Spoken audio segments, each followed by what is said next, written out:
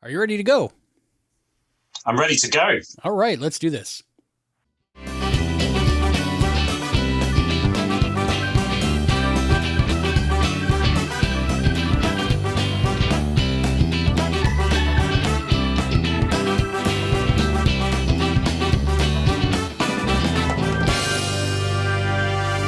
Trekaholic.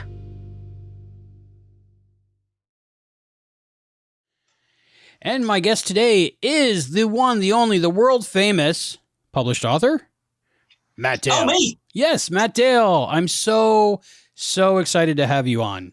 Thank you I'm for so coming excited to be here. I never get the chance to talk about Star Trek with people. This is great. on. Same for me, except lately, which I'm enjoying. Yeah. Why haven't I started this? Why didn't I start this earlier? I don't know. I want to say thank you right away for saying when I was putting out feelers for different guests for this new show that I'm doing. It's always like an inconvenience to everybody, of course. And I love that you said, I'll do show number 6. So it's like, to get Matt Dale on, I have to do the first 5 episodes. So right there, I was committed. So I appreciate that for the nudge. I don't know if you did that on purpose or you just threw it out there and said, he'll never get to 6, so don't worry about it. I don't have to do it. But this is show number 6 of Lord X. I'm glad you made it. I was hoping you'd make it to number 6. I knew you had it in you, but I'm glad if that gave you a little bit of motivation. Yes, it did. Absolutely. So I know all about you, but for some people that were hiding underneath a rock on the internet might not know who you are. Are there rocks on the internet? I'm sure there are. Could you please tell everybody a little bit about yourself?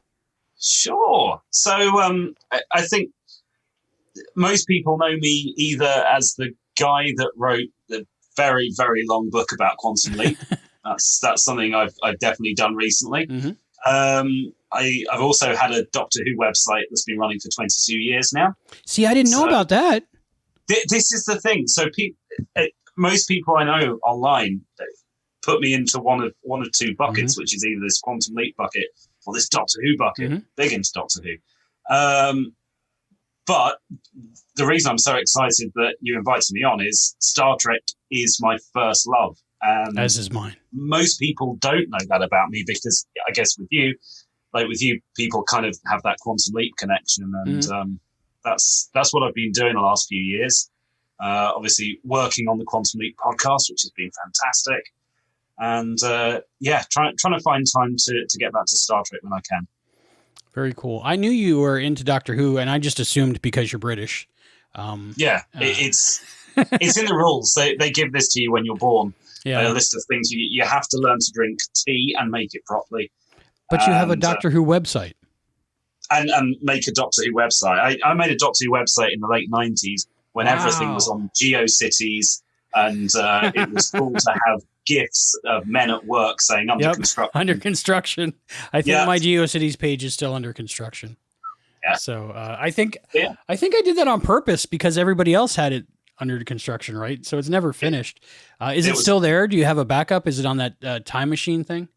No, it's still there. Wow. I'll plug it later on. But, okay, cool. We've just relaunched it. It's me and a friend of mine, and it's gathered dust the last 10 years, but we've got a bit of energy behind us and relaunched it. It's been out there so long, I've probably been on it. So that'd be cool to connect the things, like you see those two different actors and you think they're two different people. And then at one point you realize it's the same person. You're like, whoa.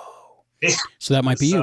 A lot of my friends are Doctor Who fans who I've known since I stopped working on the website. And when I relaunched it about a month or so back, I had people coming up to me on Facebook saying, I didn't realize that was you. I used to visit that.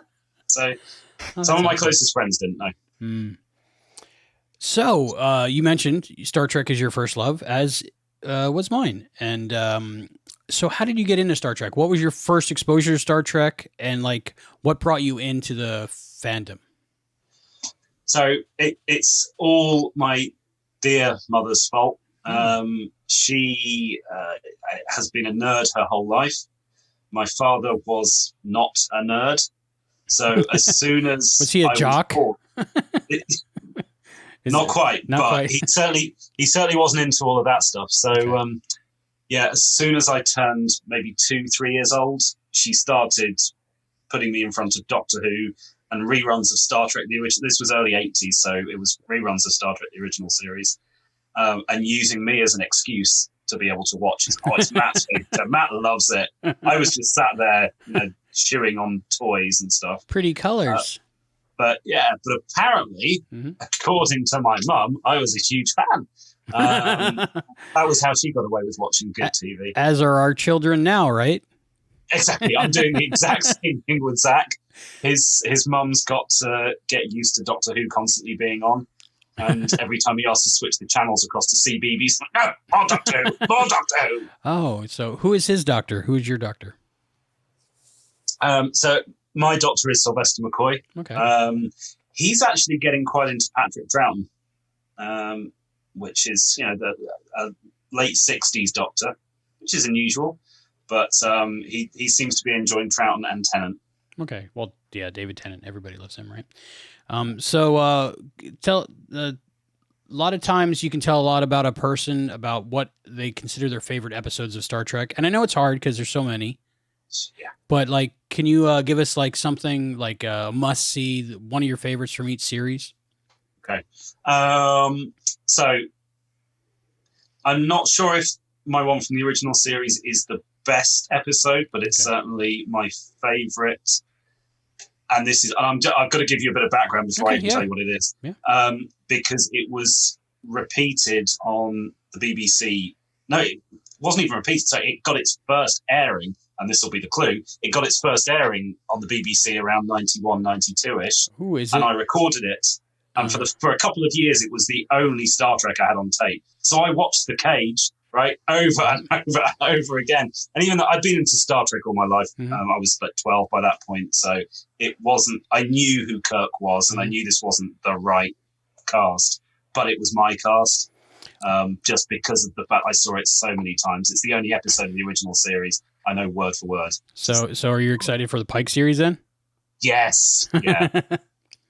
Was that when they found the color negatives or the color print of it and released it?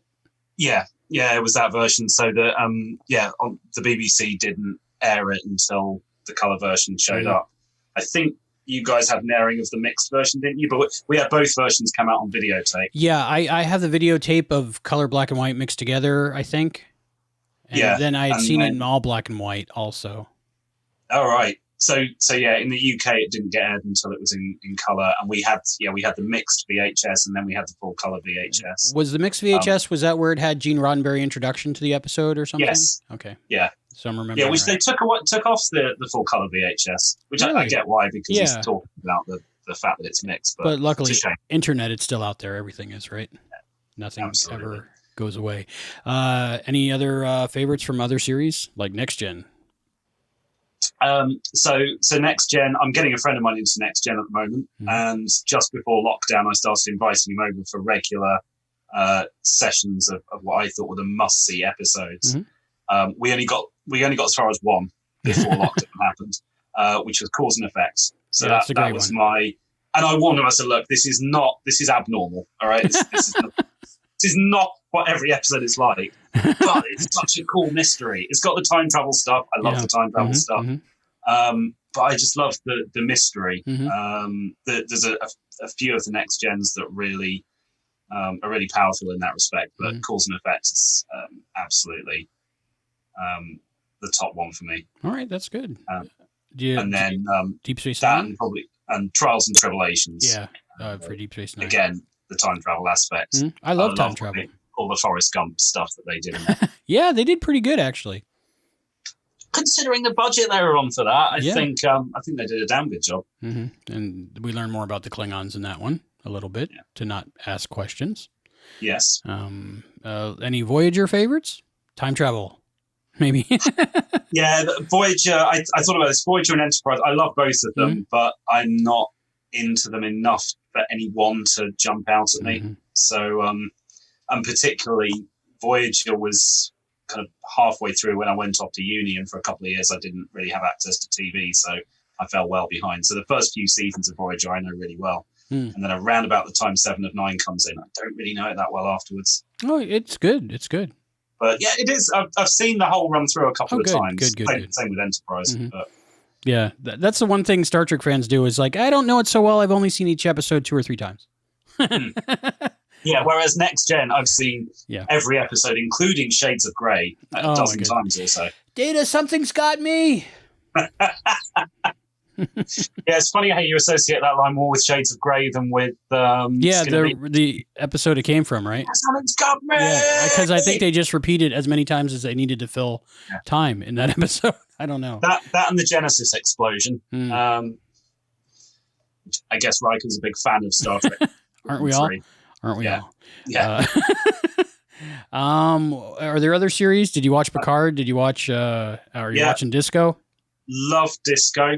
Unabashed fan of Disco. Love Picard. I thought my favorite parts of it's really hard to pull out an individual episode because of the way it's serialized. Yeah. But I loved the whole second half of the first series of Disco. All the Mirror Universe stuff was great. Yeah, that was good stuff. My absolute favorite so far is Magic to Make the Sanest Man Go Mad. Yes, and that's like a time loop episode. Yeah, time loop. That was great. And it's like the one it's all encapsulated. It's one episode. Exactly. And I said going into Disco that I was looking forward to it, and I was excited about it. I went into it with an open mind, but I was disappointed that the way TV is now, there was no way it was going to be episodic. So, I like my Star Trek episodic, and I like the fact that I can say cause and effect, and you immediately know what I'm talking about and the storyline there. I couldn't do that with Disco, except for that one episode that you mentioned.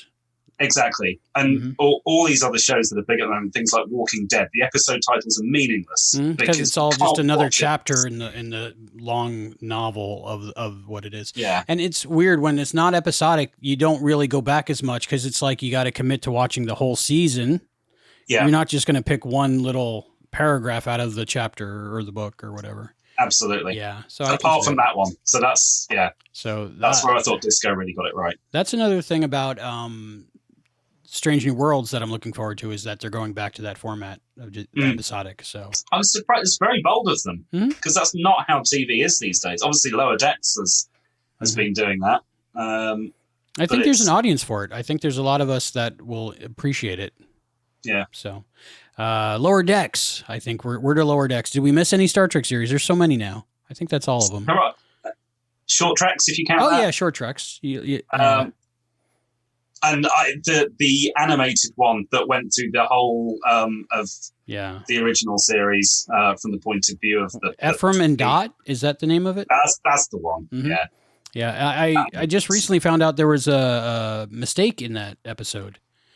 The Enterprise explodes in that one, which is from Star Trek 3, right? Yeah. But it says 1701A on it, and when they don't get the A until after it explodes and they build a new one. Because it's got the refit to look like the A, but it's not the A yet. Yeah, so interesting. But that was a good one. It was very Wall-E-like. Yeah. Yes. Yeah. It's cute. So that was good. Very cute. So now that brings us to Star Trek Lower Decks, which is what we were talking about. What do you think of the first, we'll say 5 episodes, the first half of Series 1? I'll convert to English for you. The first half of Series 1 of Lower Decks. What's your thoughts so far on that? So I was always inclined to like this, I think, because as soon as it was announced and people started, or some parts of the internet started freaking out that this wasn't going to be very, very serious and it was going to be a little bit silly. As soon as those people started kicking off, I immediately wanted to love it. So I probably approached it with a bit of a biased view because I'm desperate to love it just because it's so much fun. Like watching those people tie themselves in knots. Like, damn it, why do you hate it and you haven't even seen it? I love it. It's Star Trek. Don't insult my Star Trek before I've even seen it. Yes, I agree. Favorite moment so far from Lower Decks? Who are you liking? What are you liking about Lower Decks? I'm loving the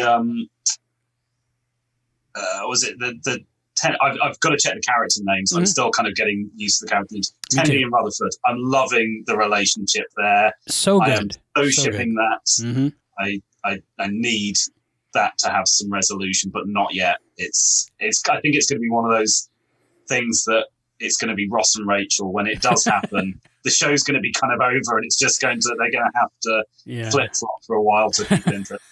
Now I'm picturing Rutherford saying, "But we were on a break." Are they the Ross and Rachel of Lower Decks? They might be. Yeah, because with Boimler and Beckett Mariner, I don't think there's any really romance. It's a good friendship. Yeah, mm-hmm. And that's the really good thing about this. And I think they've hit gold with this in a way that I don't think we've really seen since Next Generation, in terms of having a really good mix of characters that they bounce off each other really well. They're very memorable. I will remember the characters' names very soon. Whereas with some of the other shows that have come since Next Gen, I don't know, that some of that magic hasn't been quite there. I've loved all Star Treks, right? But sometimes the magic's not there. Just getting that. Do you like the feel of the series? The whole Next Generation feel? Yeah, I think I messaged you the day the first episode aired, going, "Oh my god, they've got the blue font back!" Yeah, it's the Next Generation typeface. Yeah, yay! Those little things just make you happy, right? I know. Well, that's why I've got the holodeck background. It's so great just to have all those things back. Yeah, they're striking a nice balance, right? This friend of mine that I'm getting into Next Gen really hasn't seen much Star Trek, and he's enjoying this because you don't have to get any of these references for it to be wondered fun. About that, because there's so many references. I mean, does it just sound like gibberish to people that are watching it that haven't seen any other Star Trek? But I guess only as much as when you're watching any Star Trek, they'll introduce an alien world or an alien character and they talk about it like it's anything. And we know just to go along with the ride and we'll get introduced to it properly if it's necessary. And sometimes planets get referenced that are not necessary and not important. They get dropped into conversation once and move on. And that's always happened since going back to the original series.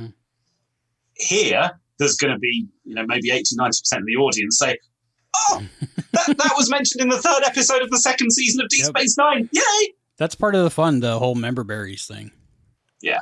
Yeah. Well, man, I'm just loving the series so far. For that reason, but also just the characters and the writing and everything is so smart, and I just love it. It's like if I was in a holodeck and said, create the perfect Star Trek episode or something. Yeah. To entertain me. This thing, it really is. You can tell it's written by fans. Yeah, people who love it. Mike McMahon seems to be doing a really good job. Yeah, I'm impressed.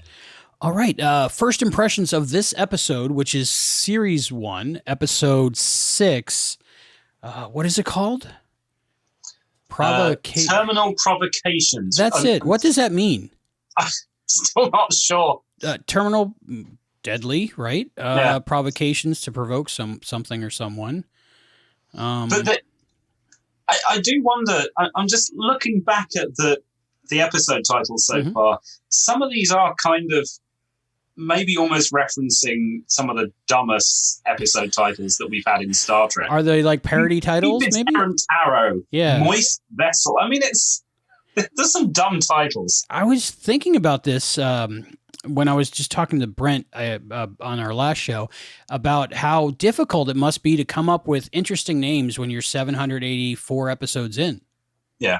So that's a challenge, but they seem to be doing it, but they don't have to be serious titles. So they can be just like funny or different or like that. Terminal Provocation just reads to me like one of those things where some AI has been fed every episode title ever, and it's spat out that as being, this sounds Star Trek-y. It'd be funny if we found out if that's what they're really doing, and I'm okay with it. Terminal Provocations. All right. What was your impression of the episode, the first impressions of this episode? Lots of fun. Knowing that I'd randomly, as you say, I just said, let's do episode 6. So I was watching this through the lens of having randomly selected it. And as soon as it became clear this was the holodeck episode, I was so happy I'd picked it. Love a good holodeck episode. Oh, yeah, it's great. Even though this episode is a holodeck episode, besides that arc, the rest of the episodes seem very unique to me as far as Star Trek episodes go. They're not like redoing the tropes of, the virus of the week or the, whatever.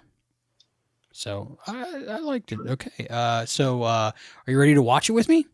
Definitely. Okay, we'll do that after the break. We'll do a watch along for people just joining us and don't know how we do it. After when we come back from the break, you'll have your second screen device, whether this is your second screen or you have the episode on second screen. And when we say countdown 3, 2, 1, watch it, then that's time for you to watch it. We'll be right back.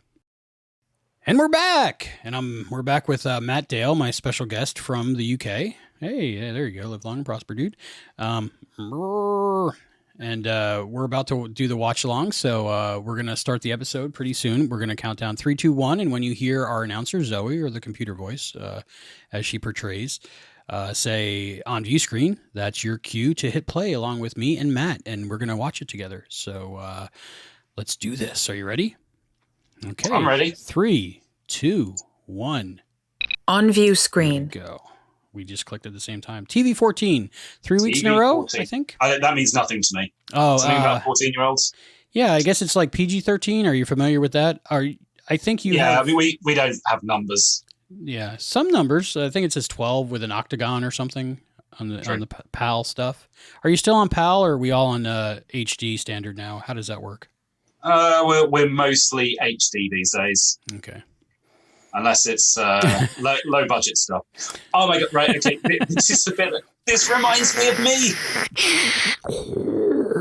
I think these guys are Trekkies. The characters are fans. The characters are fans of the show. That's what I was thinking when I was watching this. Oh my goodness, these guys are Trekkies.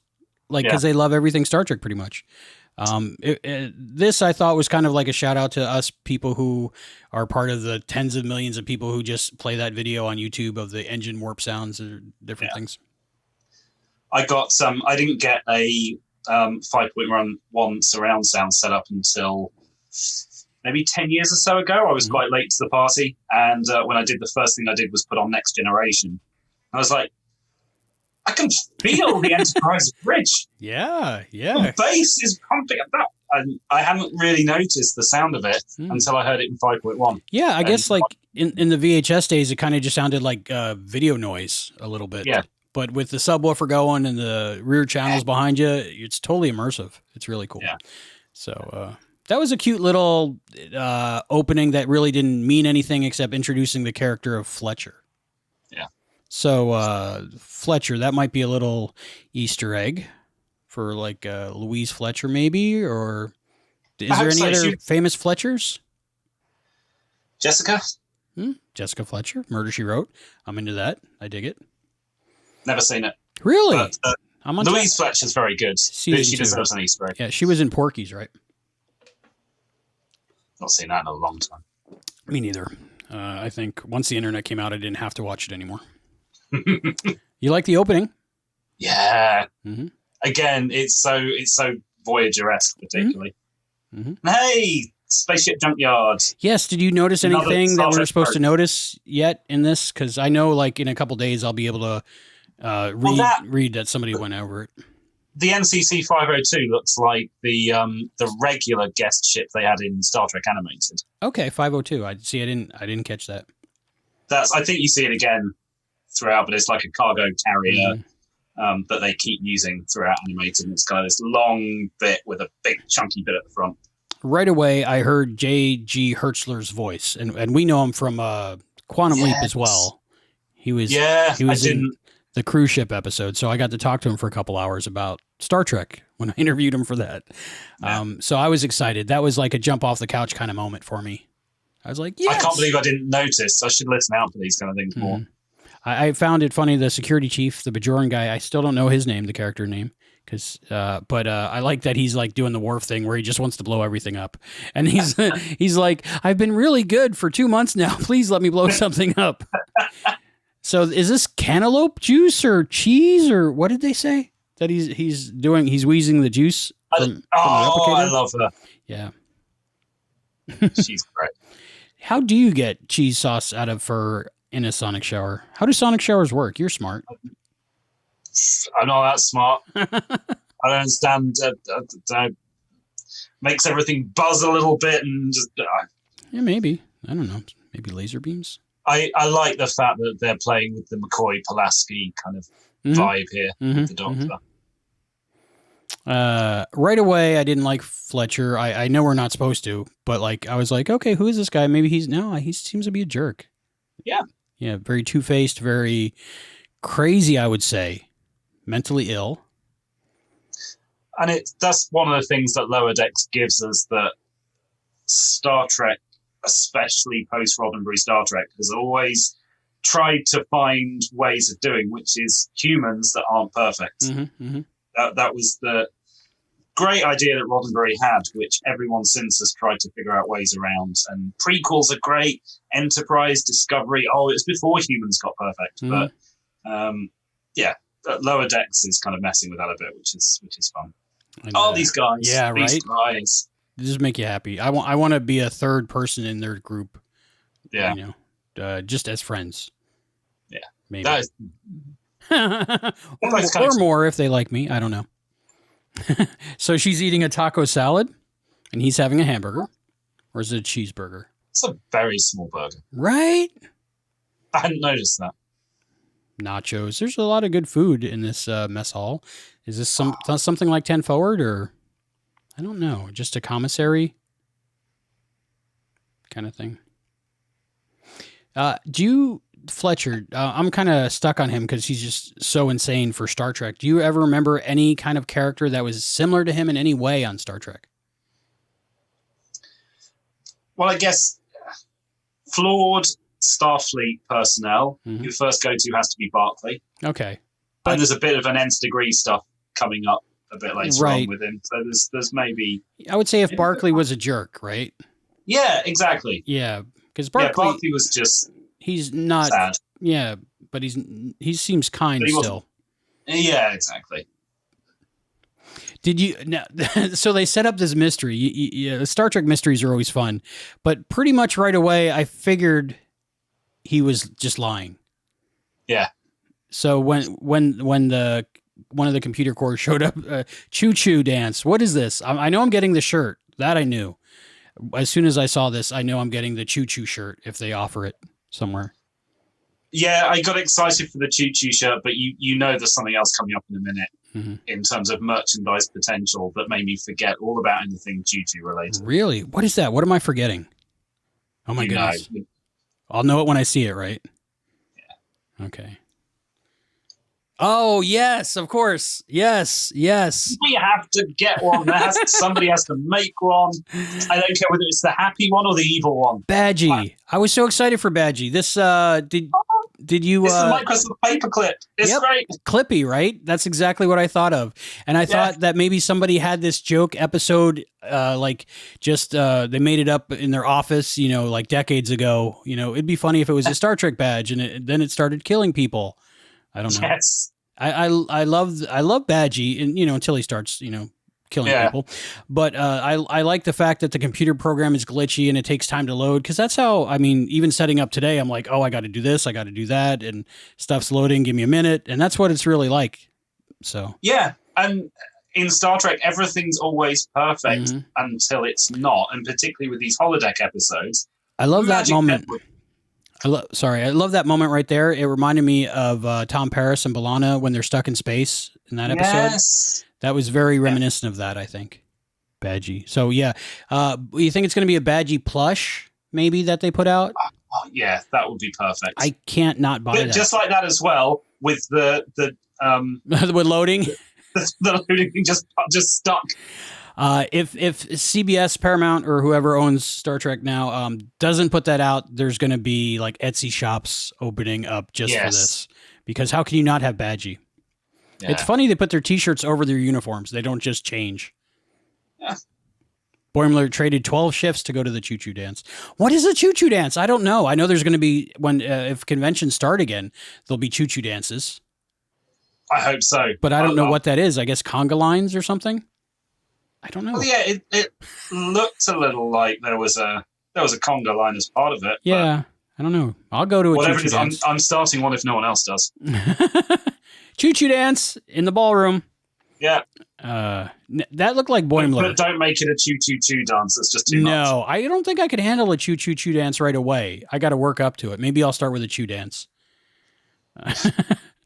He peed his pants. That shadowy figure looked like Boimler. So I don't know if they just used his character puppet or it was just a nondescript person, but different hair, but same build. Yeah. I don't know. Did you actually think there was someone who attacked him, or did you know right away that he was just crazy and making stuff up? No, I bought it. Okay. I didn't. I don't know. I watch these things with an open mind, but I definitely didn't pick up on what you did. Mm-hmm. I think I was just too busy being excited about Badgie. After that scene, this massively became the B plot for me, and I was like, come on, get back to more Badgie. I was very into Badgie. I was on the Badgie train, and then when he started being a murderous psychopath, I was kind of concerned. I loved him more. Really? I don't know. Badgie's great. I was watching it going, I don't know if I can show this one to my daughter because he's decapitating people, So what do I do there? I don't know. And Badgie does have a sad ending as well. That's true. You make a connection to him, I think. A huge character arc for an icon, I guess. What would you call those? A GIF? I don't know. What was Clippy? He was an assistant, a digital assistant, maybe? Yeah, a little avatar in the days before avatars were really... He had a real arc in such a short time. Delta Shift. We finally see Delta Shift. Yeah. Why do they spell chew like that? That's different than a choo-choo train, right? Yeah, that's the thing. At first, I thought they were talking about a choo-choo train, but then, obviously, something else. Not what they're getting at all. I don't know, unless they use some kind of different form of English in the future, like us Americans use the crazy form of English. I do. You asked before we started this, but I about the kind of next generation throwbacks. I love the uniforms and the Delta logo. Just all kind of almost next gen, but a step beyond it. It looks like what the show would have looked like if it had carried on. Mm-hmm. There we go. There's 502 again. Are we gonna? Oh no, is that it? 502. Honestly, watch it back at the start. I swear it looks like the animated series cargo ship. Okay, it might be. Every week is a different ship. We have to wait a few days for videos to come out about every little Easter egg, so I enjoy those. Yeah. Badgie. So they were saving power, so they disengaged non-essential operations. So that includes the safety protocols for some reason. Oh, safeties. Yeah, they can die. That's fine. We just need more power to, light the bridge or something. And the thing is, as with a lot of great comedy, so much of this is so predictable. Mm-hmm. As soon as they go in the holodeck, there's going to be a malfunction. As soon as you see the nicest, sweetest character in the world, he's going to turn bad. That surprised me. I didn't see that. I was waiting for Badgie to go evil. Okay. He was just too perfect.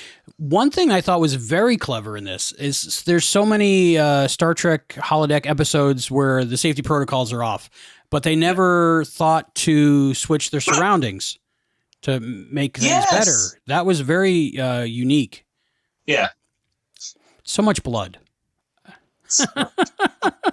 Yeah, you're right. Maybe this isn't one for the kids. Yeah, I might have to edit it. I did a Total Recall edit to make the R-rated Arnold Schwarzenegger version of Total Recall like a G-rated version. It was very short. Oh, yeah. I just cut out any guns, any bullets, any blood. Yeah. And it was just like he went to Mars. He went to Mars and people were chasing him in a car and then everything was okay. But so I might have to do that with this one. I don't know. I want to call him Martok, but what is his what is this character's name? I have no idea. Do you recognize the species? I don't. No, I think it's new. Let's call him Martok. Martok. And we see a Trill on the bridge. I don't know her name yet, but she's been in a few episodes. Yeah.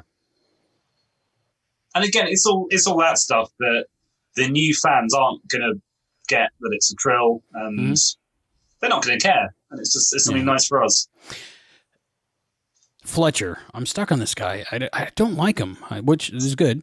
But have you, in the before times when we worked at buildings instead of remotely, all of us, did you ever work with somebody like Fletcher? Yes. I still do, just virtually. Just virtually. Yeah, I work with some people I'm that just able to minimize them now and listen to them and mute pretend them, they're not there. turn off notifications. Yeah. I work with somebody who I swear is a bot, but I'm not sure. So we'll see. I think I'll work with someone who's good badgie. So how do we fashion our badgies before we can buy our badgies? Make them out of construction paper, maybe? It's a real shame. What could the badgie do? Like it could have a loading screen. It could be some kind of Bluetooth something. Maybe. Yeah. So he doesn't get smarter. He just makes his crazy go to the computer, right? Yeah. Let's beat my pants. I tried to have sympathy for him, but it was difficult. Yeah. I love how they resolved this coming up, his character. The first thing I thought of was Conundrum a little bit, to where there's like a character that everybody knows that you've never seen before. And you're like, what did I miss? Yes. And that's another one of those great mystery episodes of Next Gen that I was talking about earlier. Clues is a good mystery episode. Yeah. I love that one. I love the relationship between Boimler and Beckett, and how it grew in this episode more. It's really good. What did you think of this computer core / AI going crazy thing? That surprised me. I didn't see that coming at all. I was like, what? No, I didn't. But once again, you're asking the guy who every time Badgie's not on the screen is just... I was just like, I'll come back in a minute. I'm going to go and fix myself a coffee. Shout me when Badgie's back. Fans demand more Badgie. Yeah. At the last thing we see of Badgie, speaking of Badgie, was very Moriarty-like, I think. Yes. Yeah, I got a Moriarty vibe. Yeah, he's still in there. Huh? He'll be back. There'll be some legal activity happening off screen, and then once it's all finally sorted out, there'll be a sequel episode 3 years later. I really loved about how in the beginning of Badgie, he was talking about, would you like to learn a lesson? And it's like, oh, it's something sweet, like a little learning program. And then when he says it again at the end, it's like, ominous. Turn it around. That's clever. Yeah. So the same wording, just with different backstory of that last 20 minutes. Now, why was he sentient? Is that why he's having trouble, like climbing the stairs or in the cold? Or did he just not know he was in a program, so he reacted like he couldn't do the things he could do? Well, he's given how basic the program is before everything goes wrong. I got to believe he's somehow become sentient. Okay. And also, this is just a thing in Star Trek. It's very easy to give sentience to a hologram. Yeah. If the story demands it. It's weird when they're not sentient anymore, right? Yes. The gloves. Cosplay. I didn't think of that. Because, there's been Clippy cosplay that won the internet a few times. Badgie cosplay. Yeah. Oh, that's man. it. I'm going to go... I don't really do Star Trek conventions. I do Doctor Who conventions. But the next Doctor Who convention I go to, I'm going to go as Badgie. Yeah. Has there been a sonic screwdriver as a cosplay? I've never done Sonic Screwdriver. I've seen Sonic Screwdriver done plenty of times. Okay, I haven't. No, so that's cool. They put a blanket over it. They drag it. And the whole time,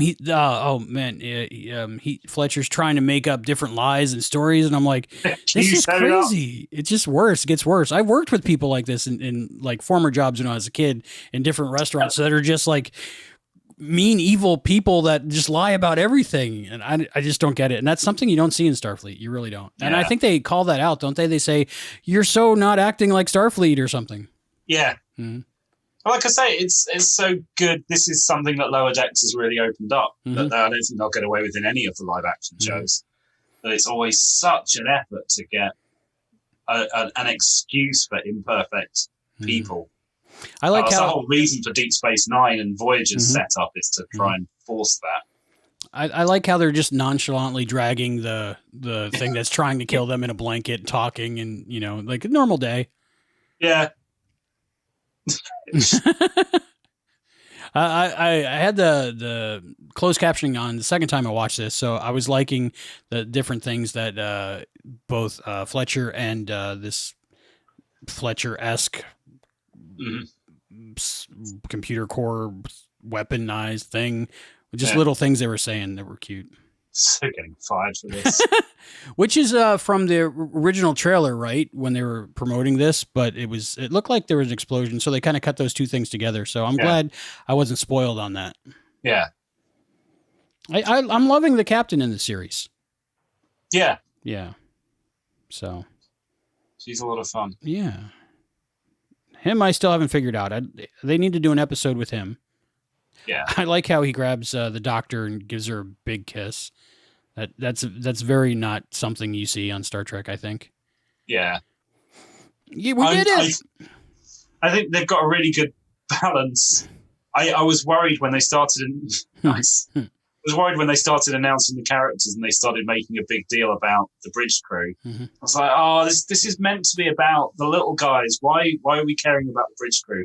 And they're just setting what I think is the right level of getting them involved, making them realistic, well-rounded characters, but they're not the main characters. Right. And it's almost like the whole A story, we'll call it, I guess, which is now the B story. It's just there to facilitate the story about the Lower Decks crew, which is great. Right. And I liked how Badgie started calling Rutherford father. Yes. So he knew he was his creator. He shanks him with, is that ice? I think so. Yes. Ow. This is so well shot. I don't know, whatever you call it in animation. The lighting and the angles. It's blood on the virtual camera lens. Yeah. I mean, that was great. And I like seeing the holodeck like disintegrate in the background there. Would we see that with the one with Moriarty in it? What was that called? With Pulaski. I was thinking of Homewood.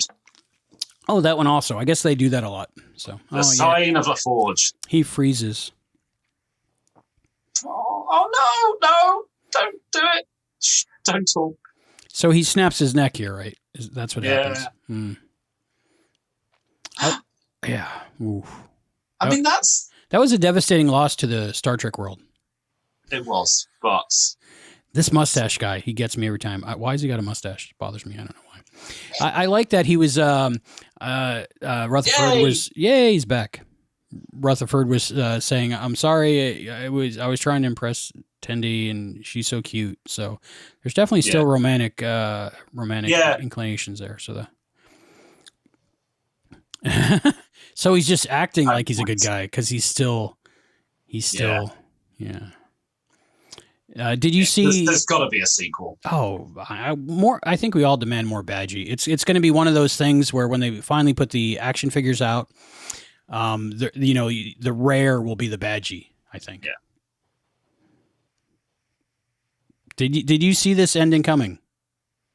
Of him being promoted, failing upward. No. And I should have done because that's been a bit of a theme so far in the show.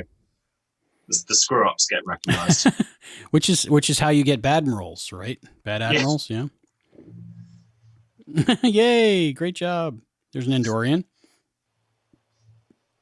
and he goes to the Titan. So that's like a call out to the Titan novels and Riker's ship. Now, in this time, would Riker have been on the Titan already? I think so, because this is post Nemesis. Post Nemesis. Right? Yeah, and 6 days later, I got fired. Of course, you're crazy.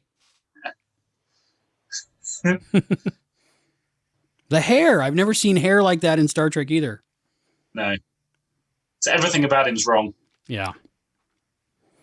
That's cool. So it's like the video version of breaking up. They're on the same team now officially. Yeah. I love it. I love their friendship. I love both characters. I Tribble keychain to the Captain Jut. I hadn't seen that the first time round. Yeah. That's cute. Mm-hmm. So of course they can go in the Captain Jut because that's her mom's ship. Okay, next week on Lower Decks. Next week, there's a dog. Creepy dog. What the hell is that? Lovely animation. Yeah. Another one not to show the kids. Yeah. The dog turning itself inside out. Yeah. So he's phased, I guess. Yeah. But slightly visible. Malfunction episode. Yeah, those are always good. I like how he just tries to carry on like normal. That'll be interesting. Next Phase is another one of my favorite episodes. Next Phase is beautiful. We're dead, Geordi. I don't think they're dead. All right, so that was Star Trek Lower Decks Series 1, Episode 6. I still don't know the title. What is it again? Terminal Provocations? Terminal Provocations. You're seeing the process of her brains learning the episode. Us talking about this means that in a few weeks' time, I'll look back and this will be the only episode title I'll remember. Mm-hmm. I memorized episode titles back in the day. There wasn't DVD or streaming or anything like that. So what I did is I would record them on VHS. And I made little labels on the computer and printed them out. And I made sure I got the TV guide out or paused the episode and wrote down the title and then wrote it on the tape. And then I knew the episode title from there on.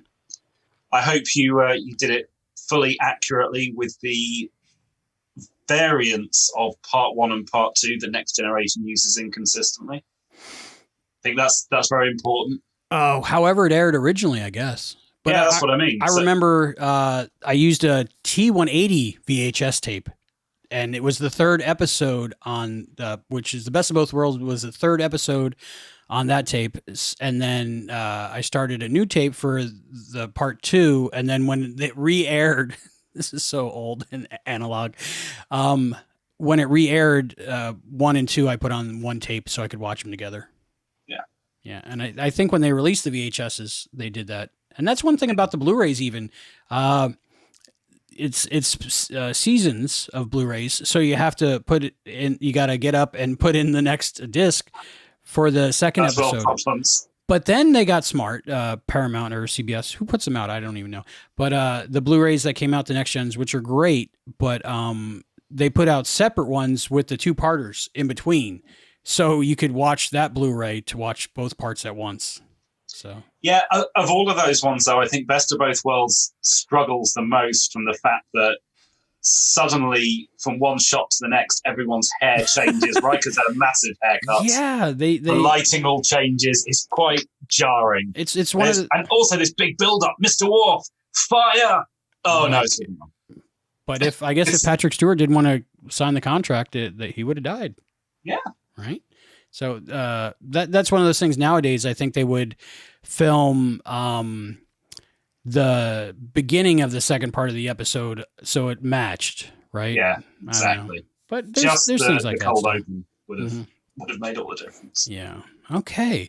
So, wow, that was a watch along of Lower Decks, the latest episode 6. So after the break, I want to come back and talk about our final thoughts on the episode now that we've watched it again. This is the third time for me, and it's fresh in our minds. And we also are going to do a Trek and Tell. Do you have a Star Trek item to show off to the class today? I do indeed. Okay, so stay tuned for that, and we'll be right back. And we're back. We're back. We're back. Again, if you're just joining us, this is Matt Dale from the UK, and I'm Albie from the other place, the USA. The colonies for right now. And we're talking about Series 1, Episode 6 of Lower Decks, Terminal Provocations. I think I learned it. You got it. I learned it. Okay, my memory is working a little bit. Now, what are your we have Trek and Tell coming up and our ratings, so stay tuned for that. But right now, I just want to final thoughts on this episode in particular. Okay. Love the holodeck story. Badgie was fantastic. Mm-hmm. Definitely have to see some more of Badgie. Mm-hmm. And I really hope. I know that ending was kind of a trope and maybe just a throwaway gag, and they'll never bring him back. But I hope I'm wrong and they actually, fans demand it and it happens. The other plot, I don't know whether it was the A plot or the B plot, I didn't engage with quite as much. Mm-hmm. It was there and it was fun. All the stuff with Fletcher, yeah, it was good solid Star Trek.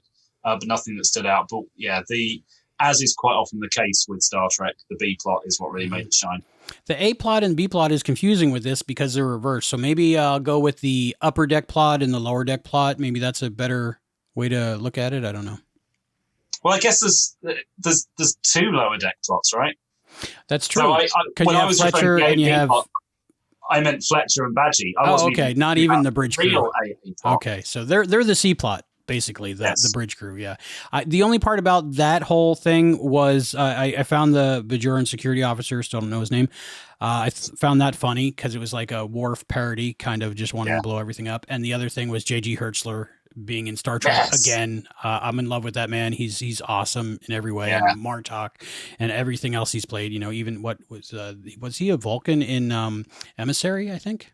Is that? Yes. Yeah. So even that part, anytime I see him on screen, I'm excited. And I just heard his voice and I was like, so that was a good little happy moment for me. But Badgie, that whole Badgie and the Rutherford and Tendi story, it was great. That was the main focus for me of the episode. So I would agree with you on that.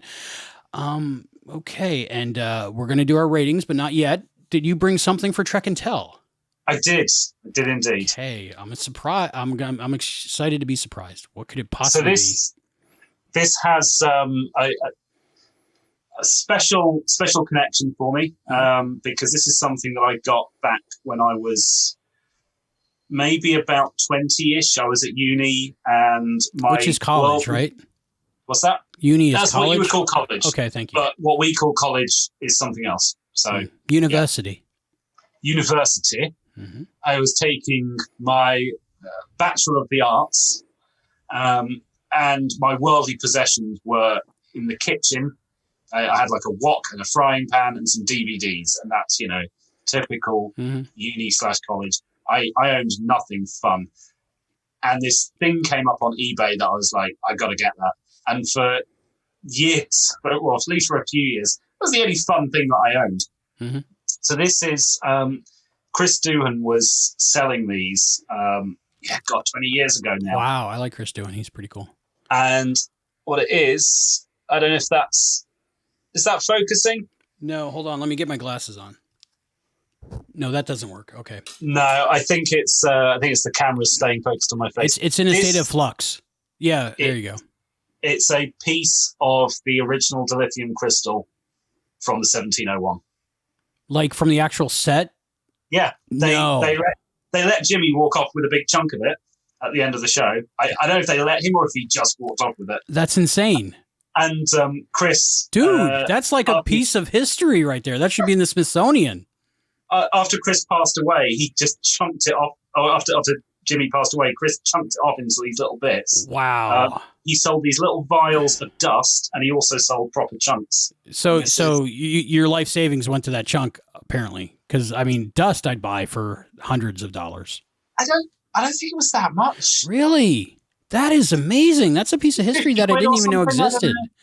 Is there more of those out on the secondary market, or? I haven't looked since then, but at the time he was selling, he had a few dozen of these bits to sell. Mm-hmm. Meanwhile, Chris Doohan's got just a big 50-pound sack of like Epsom salts, and he's like, "Yep, that's what this is." I don't know. Yeah, no, I think it's real. It looks real. It looks plausible, right? It's got an authenticity just because it's him. So yes.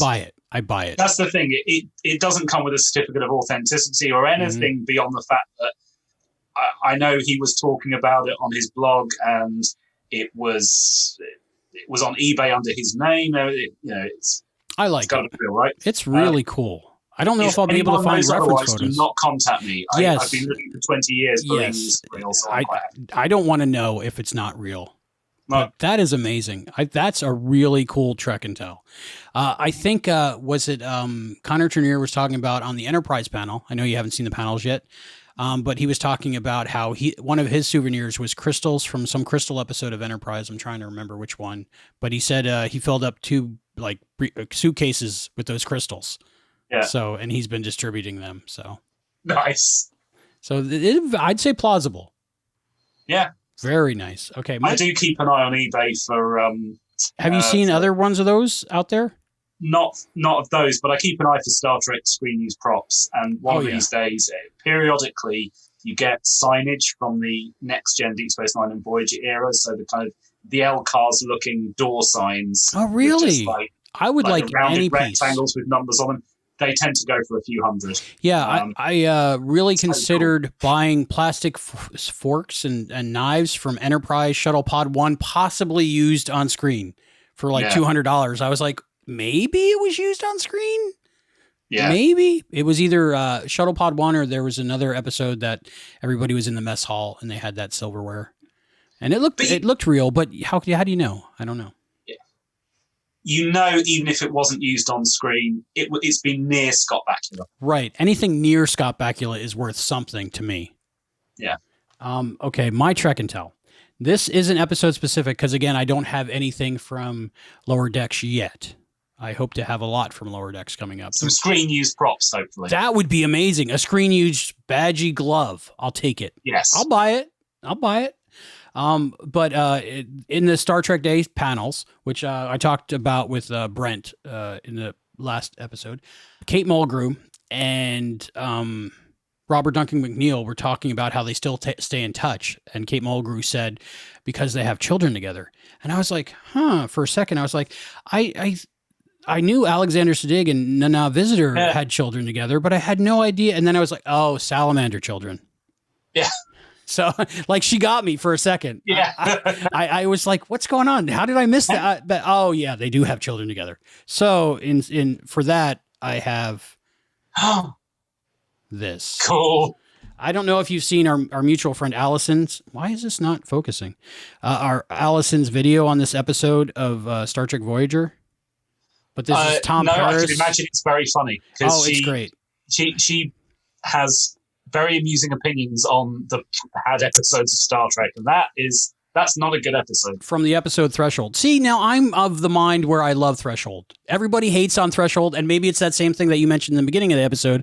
Everybody hates it, so maybe that's why I love it. Don't hate my thing I love, and this is part of the thing I love. But this is Threshold Tom Paris as almost salamander person. Nice. I think with or without tongue, I'm not sure. Looks like no tongue. But that's very cool, though. Just because of that shout out that they gave to that episode in the Star Trek Voyager panel, I figured I'd show that. Yeah. So, nice. Only $3 on the. Got it at a comic. Well, you can't see it because it's a green sticker. Yeah. Ooh, maybe it's a wormhole. It broke the warp 10 barrier. Does that even make sense? That you would they evolved more or de-evolved? What was none of that episode makes sense, but it's a fun one. Hey, maybe I'd be up for doing a Trekaholic on that episode. That would be awesome. Yeah, I definitely want to do that episode because I spoilers. I love it, and I don't know why, but and there's a lot of unanswered questions and ramifications about the new species they created or the new evolution of man, possibly. But that was my Trek and Tell. So Mutated Paris. Nice. Which sounds like a good title for a movie, Mutated Paris. Because in every disaster movie, it's always the Eiffel Tower is always in it. All right, now we're ready for our ratings. On a scale of 1 to 10, what do you give Lower Decks Series 1, Episode 6, Terminal Provocations? I would give this 7 dodgy hairdos out of 10. So Fletcher's hairdo, basically? 7 Fletcher's hairdos out of 10. Okay, 7. Why? And just because, as I said before, I love elements of this episode. Mm-hmm. Some of it didn't quite land for me. Mm-hmm. So it's high quality, but I think with a different A-plot, this could easily have been a 10 out of 10 for me. Okay. I am going to give this episode a 7 as well. 7 furry nachos. Nice. And I overall, I want to give it an 8 because I just love the episode and how much they packed into it and how sucked in I was right away to the adventure and everything that was going on. And I was just like, I didn't know what was going on and I was enjoying it left and right. And then, of course, JG's voice in there. Yeah. But then when I saw the bloodiness and the decapitation and the arm break, I was like, how can I watch this with my daughter? And she's watched every episode up to this. So that kind of took a point off for me in my situation. And like, I watch Family Guy, I watch Rick and Morty and that kind of stuff all the time. So, but I wouldn't watch those with my daughter yet. But Lower Decks, she's really into. So it kind of put me in a little spot. So that's why I went with a 7. But good call. But it's one that I will watch again and again. And as soon as we get off this call, I'm sure I'll go watch it one more time.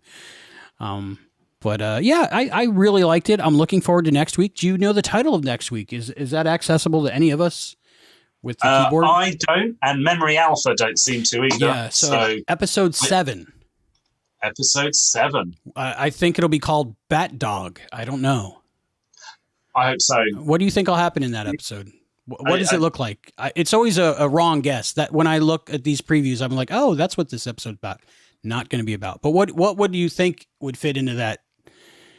There's a dog that's like possessed by an alien, maybe something like a Flurkin, or maybe the cat from Alien, but in a dog form.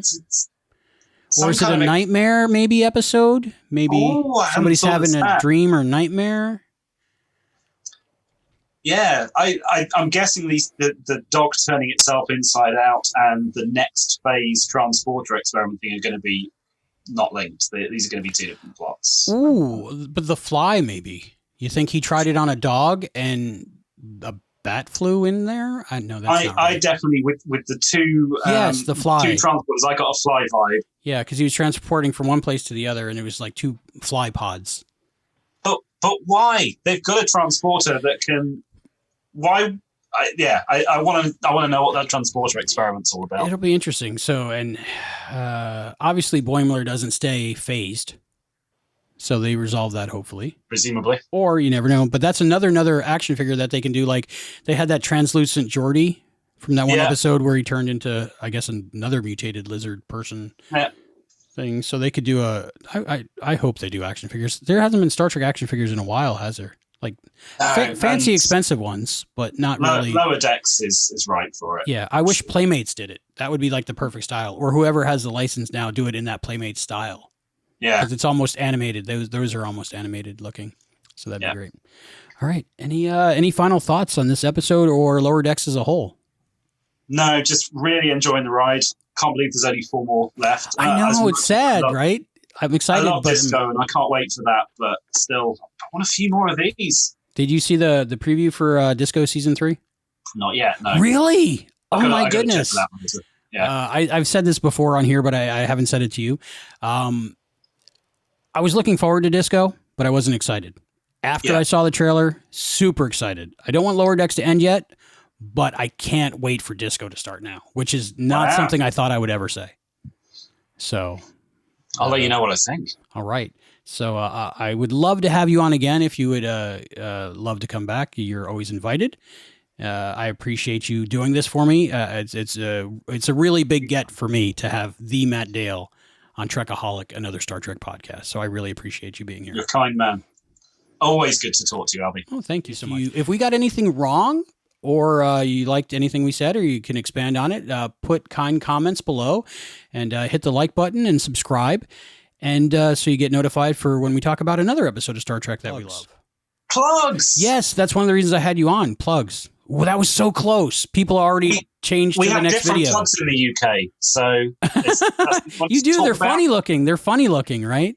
They stick into the wall better than your ones. Oh, do they? They've kind of improved ours a little bit. One of the prongs is bigger than the other, so it only works one way. Yeah. And it's not like USB where you have to do it 3 times. You can just do it once or twice, but it still fits in if you jam it. I don't know. Alternating current. So let people know where they can find you and how they can learn more about what you've written. Best way to find me is tmebooks.uk. So TME stands for the Millennium Effect. tmebooks.uk. That will direct you to a page all about my Quantum Leap book, and it also links off to my Doctor Who website, which is called the Millennium Effect. So you get 2 for 1 at that URL. I'm also at twitter.com/Matt_Dale. Underscore. Is that the middle name? And of course, quantumleappodcast.com. Did I get that right? Quantumleappodcast.com. I think so. Yeah. You are one of the 3 hosts of Quantum Leap Podcast and The Next Generation. Yes. You and Christopher D. Philippus, people who've watched Trekaholic before, they know Christopher D. Philippus, and Allison Pregler. Yeah. Also famous in team. her own right. Yeah. It's a great show. Check it out. Start from the beginning. I think there's 180 hours of talking about Quantum Leap there, and that's good to do. Okay. So I'm sure they'll do that. And those links will be available in the show notes. And so go click on those and buy the book. Are there still physical copies of the book available? There are. It's print on demand, so the website will direct you through to your local branch of Lulu, who will print it up in your own country and send it out. Oh, that makes sense. Save on some shipping, so yeah, you won't get caught by any kind of import tax. I believe my name is in that book somewhere a few times. It is. It's in there a lot. Really? Is there a way to search how many times? A lot. Really? Yeah. That's awesome. I really appreciate that. So now for Trekaholic, I've been Albie. And I've been Matt. Maintain course. Thank you for listening to Trekaholic, another Star Trek podcast. Please support the show by going to patreon.com/Trekaholic.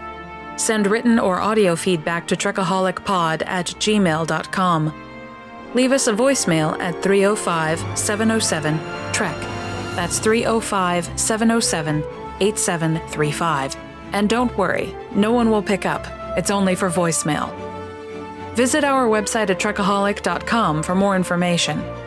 Trekaholic, another Star Trek podcast, is not affiliated in any way with CBS or Paramount. I'm your announcer, Zoe Dean. Trekaholic, another Star Trek podcast, is a Barren Space production.